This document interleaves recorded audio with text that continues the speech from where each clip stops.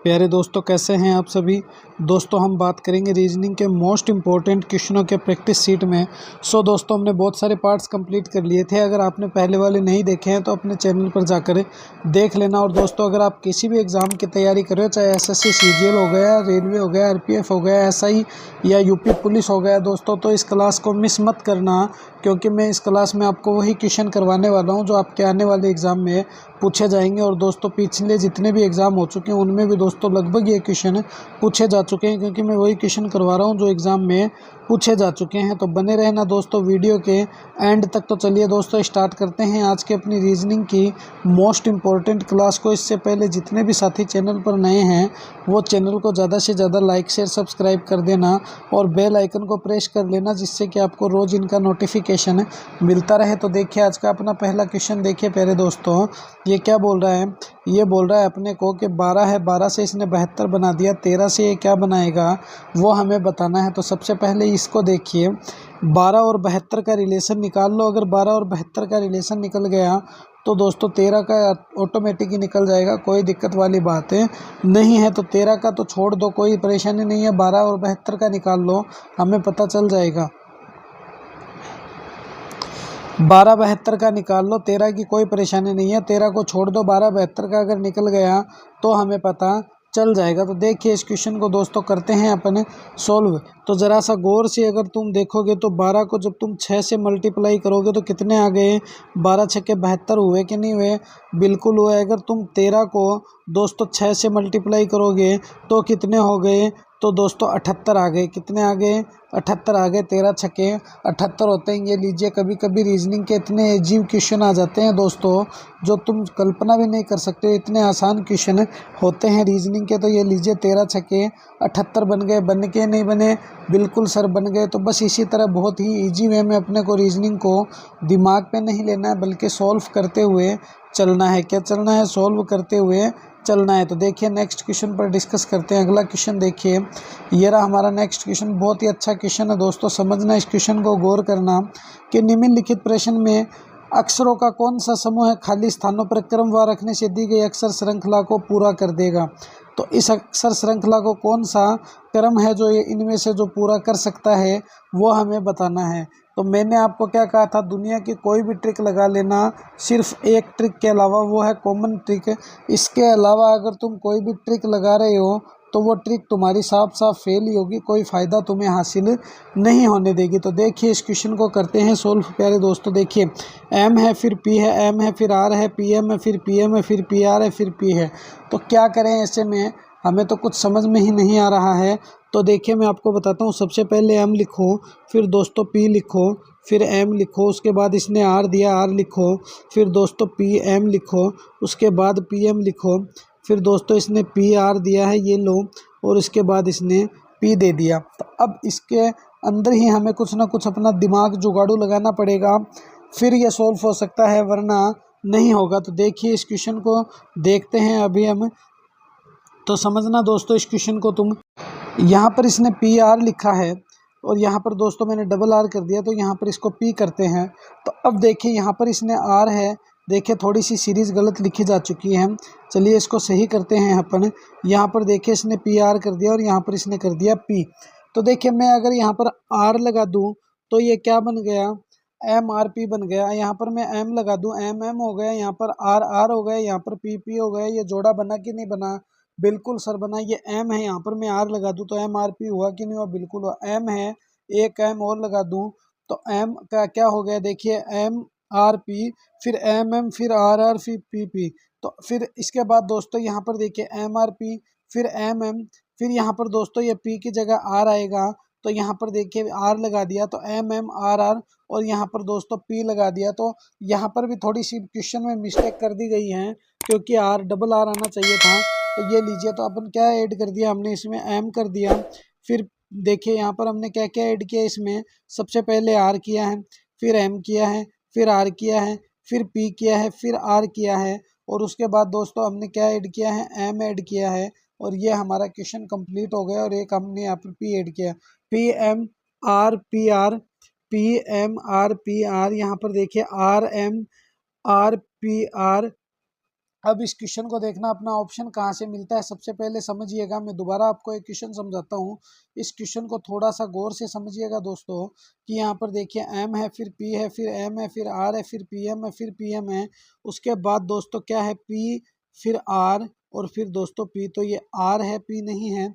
अब देखिए इसमें ऐड करते हैं। अगर मैं यहाँ पर एम आर लगा दूँ तो एम आर पी हुआ कि नहीं हुआ, एम आर पी हुआ कि नहीं हुआ। ये लो सर, एम आर पी हो गया। यहाँ पर मैं एम लगा दूँ, ये एम पहले से है तो एम एम, फिर आर आर, और यहाँ पर पी लगा दूँ तो M M R R P P हुआ कि नहीं हुआ, बिल्कुल हुआ। यहाँ पर मैं आर लगा दूँ तो एम आर पी हुआ कि नहीं हुआ, बिल्कुल सर हो गया। तो यहाँ पर एम और लगा दूँ तो एम एम आर आर, और ये पी लगा दिया तो ये सेट हो गया कि नहीं हो गया। तो बिल्कुल सर, ये तो पूरा का पूरा ही आपने सेट कर दिया। तो बस हमें करना क्या है, हमें तो सिर्फ और सिर्फ सेट ही तो करना है। अब देखिएगा हमने क्या क्या ऐड किया। एक तो आर ऐड किया, फिर एक एम ऐड किया, फिर आर ऐड किया, फिर पी ऐड किया, फिर आर ऐड किया, फिर एम ऐड किया, फिर पी। तो R M R P R, R M R P R, देखिए ये नहीं है, आर आर ये भी नहीं है, ये भी नहीं है, R M R P R, फिर एम पी। तो ऑप्शन सी जो है दोस्तों, इसके अकॉर्डिंग क्या हो गया, अपना करेक्ट आंसर हो गया। तो option C is the correct answer. तो ये ऑप्शन सी जो है दोस्तों, वही इस क्वेश्चन के अकॉर्डिंग अपना क्या हो जाएगा, करेक्ट आंसर है, हो जाएगा। तो बस कुछ नहीं है, बहुत ही सिंपल से रिलेशन होते हैं। देखिए एसएससी में भी पूछा गया है, रेलवे में भी पूछा गया दोस्तों ऐसा ही, और क्या है, पुलिस फोर्स कांस्टेबल में भी पूछा गया। और दोस्तों यूपी पुलिस के एग्जाम में भी पिछली बार ये क्वेश्चन पुटअप हुआ था, और आगे भी ये संभावना रहती है। तो बस क्वेश्चनों को धीरे धीरे समझना आपका काम बनता जाएगा। नेक्स्ट क्वेश्चन देखिए, ये रहा हमारा नेक्स्ट क्वेश्चन। यदि डॉलर का अर्थ इसने प्लस दे दिया, एट द रेट का अर्थ इसने भाग दे दिया, हैशटैग का अर्थ इसने मल्टीप्लाई दे दिया, और परसेंटेज का अर्थ दोस्तों इसने माइनस दे दिया, तो 84 एट द रेट 12 हैशटैग $3 प्रतिशत 35 बराबर क्या होगा, वो हमें बताना है। अब ये प्रतिशत वर्तिशत ऐसे अपना टाइम खराब मत करना, बल्कि सीधे ही इस समीकरण को लिखो और मामले को निपटा दो। अब देखो इस क्वेश्चन को, सबसे पहले इसने क्या किया है, तो सबसे पहले सर इसने 84 दे दिया। ये लीजिए, इसने एट द रेट का अर्थ क्या कहा है, भाग कहा है, तो 84 में भाग दे दो 12 का। ये लीजिए, इसके बाद इसने हैशटैग कहा है, इसने हैशटैग का अर्थ मल्टीप्लाई कहा है, तो फिर इसको गुणा कर दो 3 से। ठीक है, उसके बाद इसने डॉलर का अर्थ दिया है, तो इसने यहाँ पर अपने डॉलर को इसने क्या बताया है, तो डॉलर का अर्थ इसने प्लस बताया, प्लस कर दो 24। ये लीजिए, अच्छी बात है। उसके बाद प्रतिशत का अर्थ इसने माइनस दिया, तो माइनस कर दो 35, बराबर में कर दो क्वेश्चन मार्क। अब देखिए 12 है, 12 साते 84, तो ये लीजिए सर, ये तो डायरेक्ट ही कट गया, 12 साते 84, तो ये लीजिए 7 है, मल्टीप्लाई 3 हो गया, प्लस दोस्तों 24 हो गया, माइनस कितने हो गए 35। ये लीजिए मामला यहाँ तक सेट है। 7 या 21, तो देखिए 21 प्लस 24 कर दो, 21 प्लस 24 कर दो, माइनस कर दो 35। ये लीजिए क्वेश्चन इज द सॉल्व। तो देखिए 4 और 1 कितने हो गए 5, ये लीजिए 5 आ गया। 2 और 2 कितने हो गए 4, 45 है, 45 माइनस 35 कर दो, कितने आ गए, तो सर 10 आ गए। कितने आ गए, 10 आ गए। और ये 10 ही दोस्तों क्या हो गया, अपना करेक्ट आंसर है, हो गया। ये जो 10 ऑप्शन सी में दोस्तों नज़र आ रहा है, ये ऑप्शन सी ही अपना क्या हो गया, करेक्ट आंसर हो जाएगा। तो option C is the correct answer. तो बस कुछ नहीं है, बहुत ही इजी वे में इन रिलेशनों को निकाल लिया करो, क्योंकि रिलेशन बहुत ही इजी होते हैं, सिर्फ और सिर्फ इनको समझना पड़ता है प्यारे दोस्तों। चलिए नेक्स्ट क्वेश्चन देखिए, ये रहा हमारा नेक्स्ट क्वेश्चन। नेहा अपने पिता की इकलौती पुत्री, अच्छी बात है, और उसके पिता प्रवीण के भाई के ससुर हैं प्रणव, और राजीव का भतीजा है। राजीव नेहा से कैसे संबंधित है, वो हमें बताना है। तो सबसे पहले तो यहाँ पर देखिए, नेहा है, नेहा जो है वो एक लौती पुत्री है, किसकी, तो नेहा अपने पिता की, और उसके जो पिता है प्रणव है। कौन है, प्रणव है। सबसे पहले यहाँ पर समझना, प्रणव है, और ये नेहा हो गई इस प्रणव की एकलौती पुत्री। यहाँ तक ठीक है, कोई दिक्कत नहीं है। अब देखिए उसके पिता प्रणव के भाई के ससुर है, तो अब देखिए ये प्रणव जो है, प्रणव के भाई के ससुर है। तो यहाँ पर देखिए प्रणव की पुत्री नेहा नहीं हुई है। थोड़ा सा रिलेशन समझना दोस्तों, कि बोल क्या रहा है, यहीं पे सबसे ज़्यादा कन्फ्यूजन होता है। नेहा जो है अपने पिता की इकलौती पुत्री है, और उसके पिता जो है वो प्रणव के भाई, मतलब कि जो प्रणव है उसके भाई के ससुर है। तो प्रणव राजीव का भतीजा है, और ये राजीव का भतीजा कौन है, प्रणव है। तो राजीव नेहा से कैसे संबंधित है, वो हमें बताना है। तो बहुत ही सिंपल सा क्वेश्चन है, बस थोड़ा सा कंफ्यूज कर रहा है। यहाँ पर समझिएगा इस क्वेश्चन को, तुम देखिए डायग्राम से समझिए। ये हो गई नेहा, यहाँ तक ठीक है। नेहा जो है वो क्या है, तो नेहा है अपने पिता की इकलौती पुत्री और उसके पिता प्रणव के भाई के ससुर है। तो देख लीजिए, प्रणव के भाई के ससुर कौन है, तो नेहा के पिता है। और यहाँ से बोल रहा प्रणव राजीव का भतीजा है, तो इस राजीव का जो भतीजा है वो हो गया प्रणव। और इस प्रणव के भाई का ससुर है कौन, तो नेहा के पिता। भाई का ससुर कौन है, नेहा के पिता है। तो अब ये बोल रहा है कि राजीव नेहा से कैसे संबंधित है। ये जो नेहा है दोस्तों, ये नेहा बहू हो गई राजीव की, राजीव हो गया इसका ससुर। क्या हो गया, ससुर हो गया। कैसे, तो देखिए, नेहा अपने पिता की इकलौती पुत्री होगी और उसके पिता प्रणव के भाई के ससुर है। तो मतलब कि नेहा है, नेहा के पिता प्रणव के भाई के ससुर है। तो यहाँ पर देखिए ये दोनों कजन बन गए और फिर प्रणव जो भतीजा बन गया ये राजीव नेहा का ससुर हो गया। क्या हो गया, ससुर हो गया। ये बहुत ही कंफ्यूज करने वाले क्वेश्चन होते हैं। इन क्वेश्चनों को अगर तुम इजी वे में सोल्व करना चाहते हो तो बहुत इजी होते हैं, वरना बहुत ज़्यादा टफ होते हैं। चलिए नेक्स्ट क्वेश्चन देखिए। ये रहा हमारा नेक्स्ट क्वेश्चन, बहुत ही अच्छा क्वेश्चन है। विषम की पहचान करें। क्या करें, विषम बताना है। इनमें से 243, 978, 456, 687 में विषम कौन सा है वो वाला हमें चूज करना है। क्या करना है, वो वाला हमें चूज करना है कि इसमें से विषम कौन सा। तो देखिए विषम का मतलब ये होता है कि कोई एक तो होगा इनमें विषम। क्या होगा, विषम। और कोई तीन जो है दोस्तों वो होंगे इनमें सेम। क्या होंगे, सेम होंगे। तो सबसे पहले देखिए इनको ऐड करके देखते हैं। 2 और 4 कितने हो गए, 6, 6 3 कितने हो गए, तो सर 9 हो गए। यहाँ पर देखिए 8 और 8 कितने हो गए, 8 और 6 कितने हो गए, 14, 14 और 7 कितने हो गए, तो सर 21 हो गए। कितने हो गए, 21। 6 और 4 कितने हो गए, 10, 10 और 5 कितने हो गए, सर 15। यहाँ पर देखिए 8 और 9 कितने हो गए, 17 और 7 कितने हो गए, 24। तो देखिए 9, 21, 15, 24, तो ये तो कोई मतलब ही नहीं बनता। ये तो मामला पूरा का पूरा ही गड़बड़ है, ऐसा तो कोई मतलब ही नहीं है।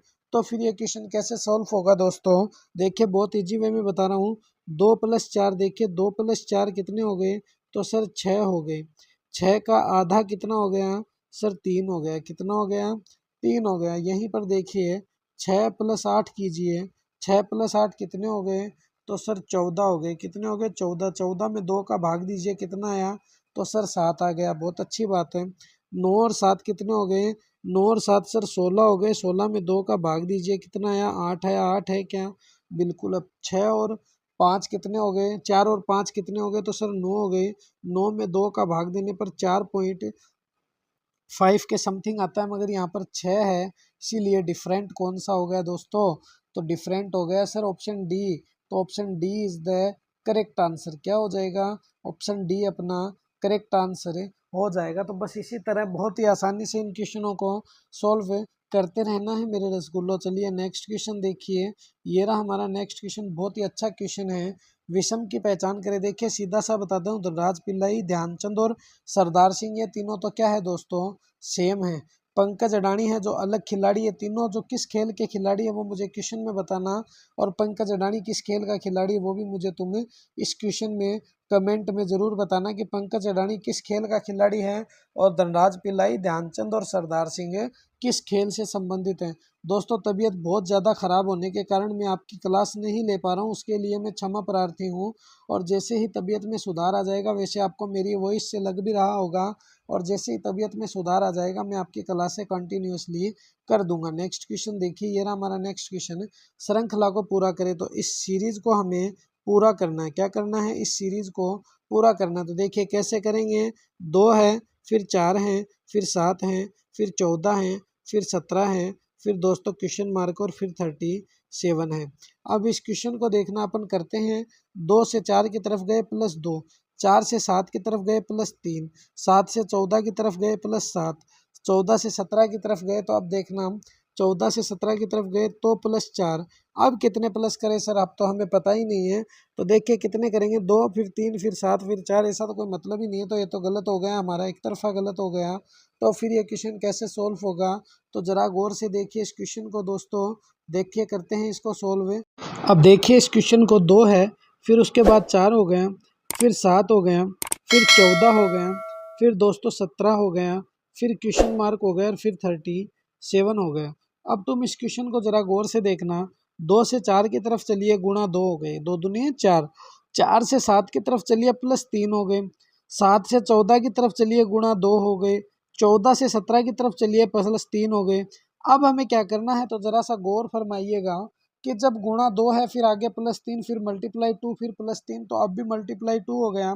तो 17 को 2 से करते ही कितने आ गए सर 34, 34 में +3 करते ही कितने आ गए सर 37।